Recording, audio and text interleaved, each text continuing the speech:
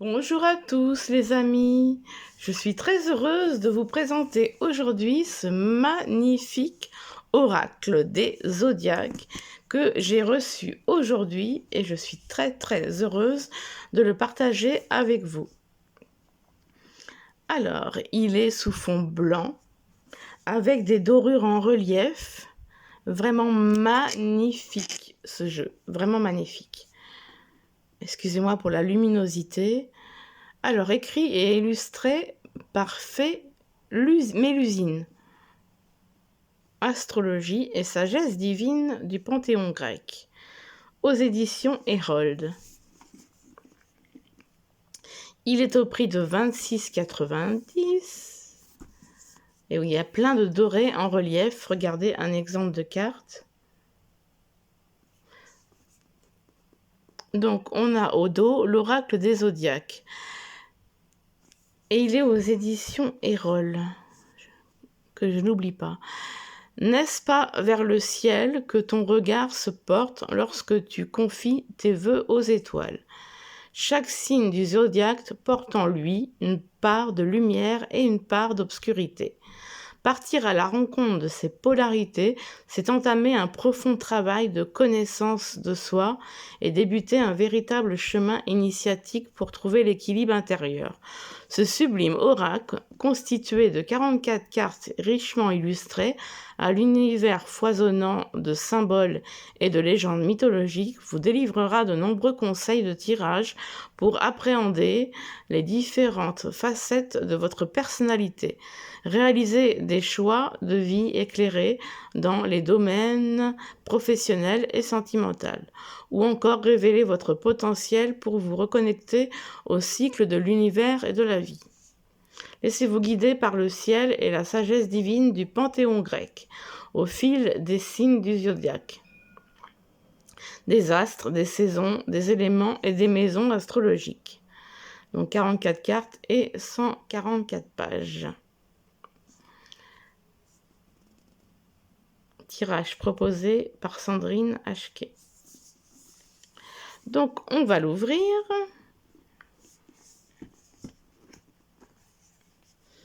Déjà, l'intérieur, c'est magnifique.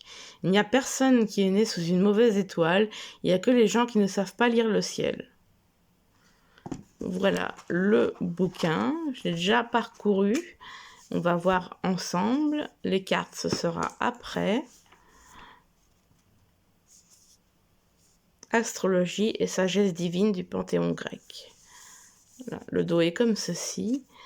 Alors, il est sur du papier glacé légèrement. Ouais, je dirais quand même que c'est du papier glacé, pas autant que certains jeux, mais quand même. C'est vraiment très beau. Voyez.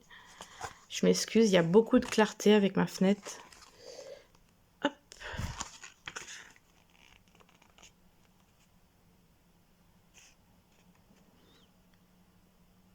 Moi, c'est Alice et j'ai choisi de m'exprimer à travers les arts.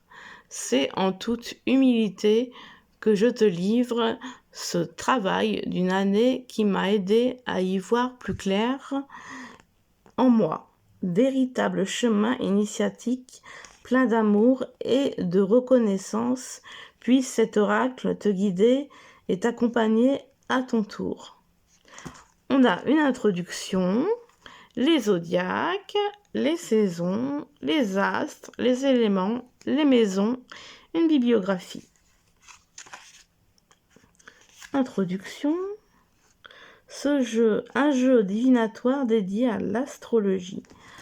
Donc nous avons 12 cartes du signe du zodiaque, les saisons 4 cartes, 12 cartes des astres, 4 cartes éléments et les 12 cartes de maison astrologique. Donc c'est en 5 familles. L'étude de ton thème astral. La mythologie comme outil de développement personnel. Comment fonctionne l'oracle des zodiaques? les conseils de tirage de Sandrine. Alors, on a le tirage à une carte, le tirage en 2 cartes, en croix, tirage des 12 maisons, tirage en croix spécial maison et le tirage zodiaque.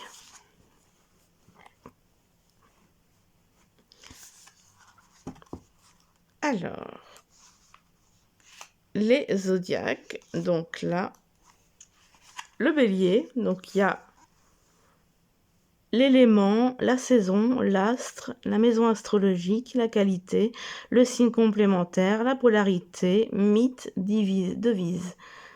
Alors, la lumière, l'ombre, on a encore un petit paragraphe que cette carte peut te révéler. Donc il y a quand même pas mal d'interprétations. C'est vraiment génial. Après, nous avons les cartes des saisons.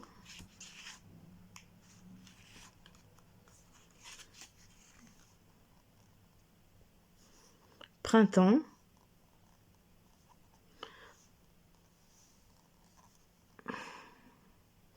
Alors là, le bélier, le taureau, le gémeaux, le lièvre, la marguerite, c'est le symbolisme de la carte, le papillon, zoom mythologique, ce que cette carte peut te révéler. Et ça pour les saisons. Après, nous avons les astres. Toujours lumière et ombre en interprétation. Hélios, bref de mythologie, le symbolisme de la carte. Il est vraiment très très intéressant.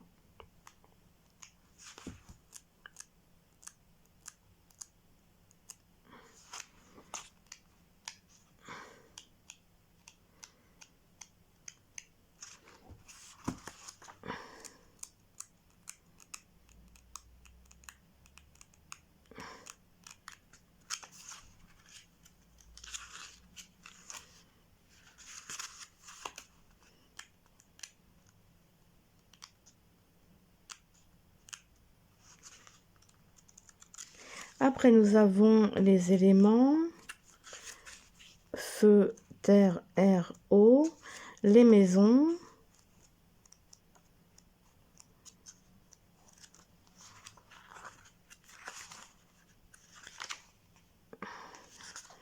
les 12 maisons et après une bibliographie. Donc voilà, vous avez vu comme mon tapis de tirage est magnifique. Donc voilà pour ce très joli guidebook. Et maintenant, passons aux cartes qui sont vraiment larges et grandes. Larges et hautes. Alors, le dos est comme ceci. Les tranches sont dorées. C'est très joli. Et voilà comment se présente la carte. Donc, il y a du relief doré. C'est magnifique. Franchement, c'est magnifique. Donc, je vous laisse profiter des cartes.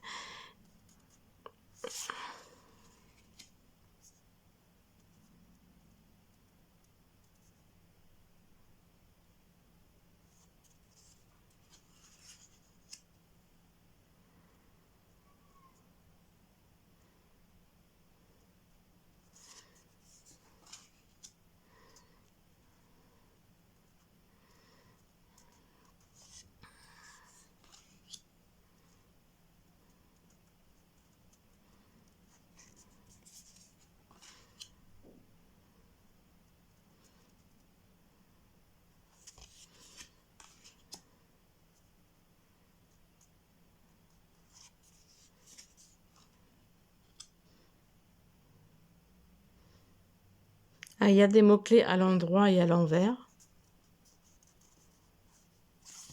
Comme là, c'est destruction, violence.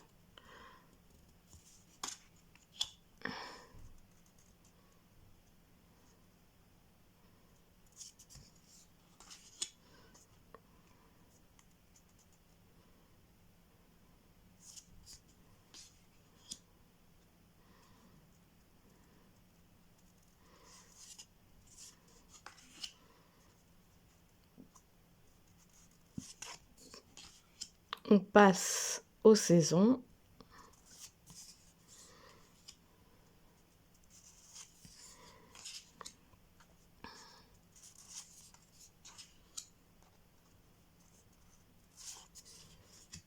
Ensuite, les astres.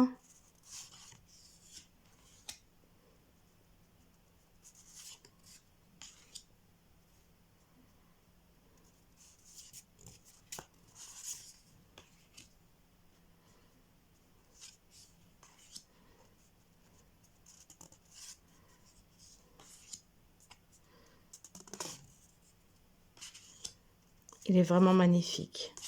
Vraiment magnifique. Les dorures, là, j'adore.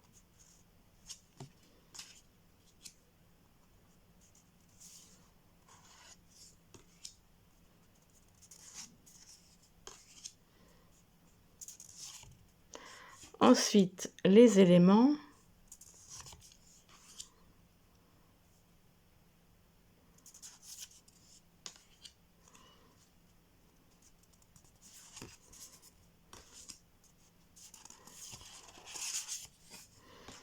Après, les maisons.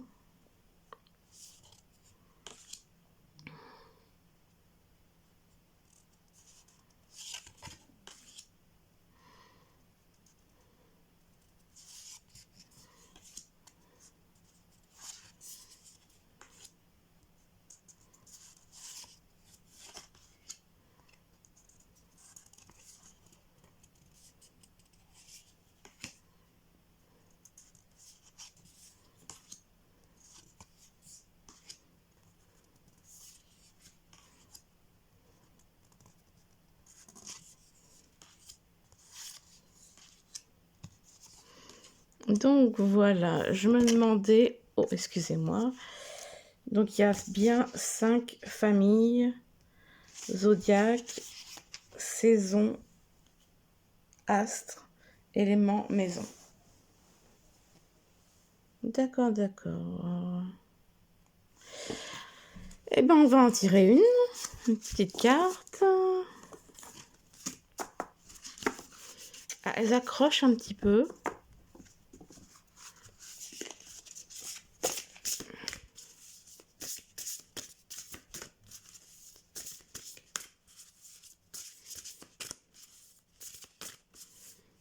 Je suis trop contente. Donc c'est mon premier tirage avec ce jeu qui est tout simplement magnifique. Il y en a plusieurs qui tombent, donc on ne va pas la sélectionner dans le tas. Il faut... C'est mon petit truc à moi. Je mélange. Quelquefois même avec ma petite pierre en main. Je mélange jusqu'à... Soit... Bah voilà. Bon, bah elle était retournée. On va prendre celle-là. Il y a un tas, mais c'est celle-là qui nous est présentée. Le Verseau. Toc, c'est ma petite pierre. Alors, les mots-clés fraternité, humanisme et à l'envers, manipulation, égoïsme. Je vous l'ai déjà dit, mais je vous le redis, c'est trop beau le relief de doré. Trop, trop beau. Magnifique. Alors, Verseau, qu'est-ce que ça va nous dire ?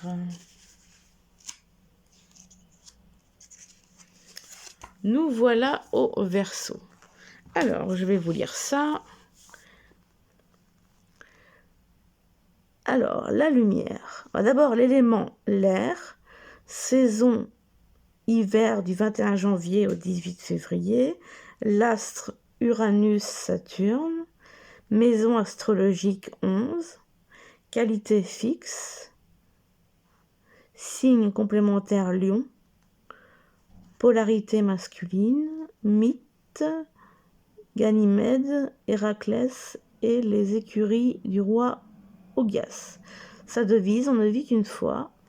Son aspiration, l'amour. Donc voilà. Le Verseau est considéré comme un innovateur du monde. Un pontife qui vient non seulement faire l'intermédiaire entre la divinité et l'humanité, mais également relier les hommes entre eux. C'est par lui qu'on se détache de la vie terrestre et que l'on devient esprit, qu'on ne se soit plus comme un être, que qu'on ne se voit plus comme un être, individuel, mais comme faisant partie d'un tout. Il se distingue par sa qualité d'innocuité, son impulsion à être dans le don et à œuvrer pour les autres. Il rassemble, fédère et dynamisme. Un groupe tout en abolissant la frontière des différences. C'est un original qui pense autrement et qui a tendance à le revendiquer. Il aime sortir du lot et se démarquer. Il est avant-gardiste, un révolutionnaire qui remet facilement en question l'ordre établi. Il a l'esprit rebelle et n'aime pas les contraintes et les limites qu'on lui impose, mais s'en impose beaucoup à lui-même. Il ne supporte donc pas qu'on lui dise quoi faire et a un rapport très singulier avec les notions de normes, codes et règles. À l'extrême, il est le signe des anarchistes. Il va être là pour capter, incarner des valeurs supérieures et influencer tous les champs de l'évolution humaine. Alors, son ombre. J'ai posé carrément le bouquin. Le rôle de serviteur peut, dans sa noirceur, être projeté sur l'autre en se déclinant à travers l'idée que ce dernier est utile pour obtenir ce qu'on désire. Et si cet autre est utile, on va donc s'en servir autant que possible. Le Verseau peut donc tout à fait être un manipulateur qui aura pour ambition notamment de renforcer sa confiance en lui, qui lui fait souvent défaut. Alors, en attente de valorisation de la part des autres, il sait se montrer égoïste sur certains aspects. Par exemple, il rendra service pour obtenir en retour ou encore rabaisser l'autre pour se sentir lui-même plus fort. Il peut tomber aussi dans une forme de mythomanie en s'inventant toute une vie afin d'attirer l'attention et la sympathie de l'autre. Il accorde alors beaucoup d'importance à l'opinion d'autrui et peut être facilement influencé. Malheureusement, trop occupé à donner une certaine image de lui, il ne s'occupera pas de ce qui en lui, j'ai bien dit, en tant que grande qualité, cherche à croître. Alors, ce que cette carte peut te révéler. Cette carte t'encourage à vivre davantage en conformité avec tes idées. On me fait part d'une certaine absence de cohérence entre ce que tu peux faire et ce que tu dis. Il semble important que tu entendes qu'apprendre à s'aligner avec tes principes et tes valeurs est absolument nécessaire pour rayonner auprès des autres de manière authentique. Les énergies du Verseau t'appellent à t'émanciper du regard des autres et du qu'en dira-t-on. Cette peur est souvent nourrie par des fragilités au niveau de l'estime de soi. Le monde est comme vous êtes. Ce regard que les autres posent sur toi et que tu crains tant est avant tout une projection de tes propres jugements. Arrêtez de t'évaluer en permanence peut paraître comme une clé essentielle et t'ouvrir les portes de la liberté. Eh ben dis donc, il y a quand même pas mal de choses à lire. Ouais. C'est vraiment intéressant. Bon, moi, j'ai vraiment lu La part de lumière et d'ombre, mais en fait, le petit résumé qui est en écriture couleur marron, eh ben, c'est l'interprétation de la carte, interprétation divinatoire. Si vous voulez aller directement au vif du sujet. Donc voilà, je trouve ce jeu magnifique. Je ne sais pas ce que vous en avez pensé, mais je le trouve vraiment magnifique. Il se démarque un peu des autres. Vraiment, ouais, il est très très classe, je trouve. avec ses dorures, tout ça. Bah, j'espère que cette vidéo vous aura plu. N'hésitez pas à me le dire. Je vous fais des gros bisous. Bisous, bisous.